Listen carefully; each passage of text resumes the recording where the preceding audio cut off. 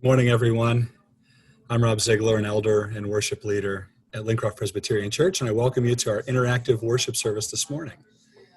You'll notice that you're all muted now, and we ask that you remain so for the rest of the service, except during prayer time when you'll have the opportunity to share your joys and concerns with your fellow worshipers.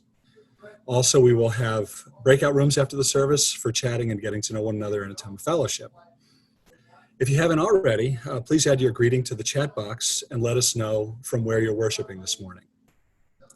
Today, July 19th, is the seventh Sunday after Pentecost in the church liturgical calendar, which might mean something to you if you're a church nerd. But if you're not, consider this.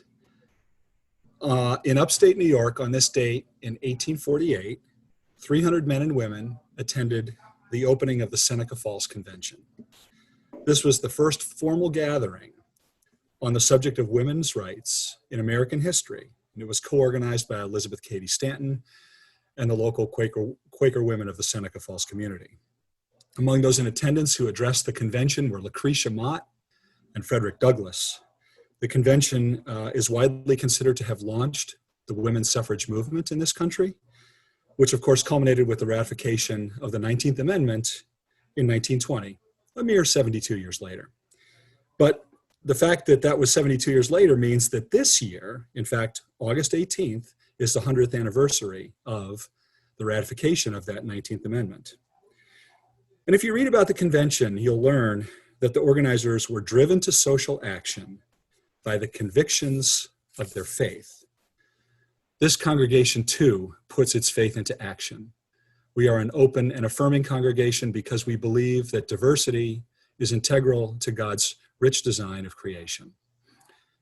So if you're new to worshiping with us this morning, I extend a warm welcome to you.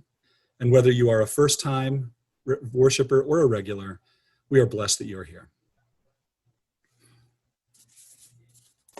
As water is poured into the baptismal font, we remember the words of John the Baptist to people gathered at the Jordan River.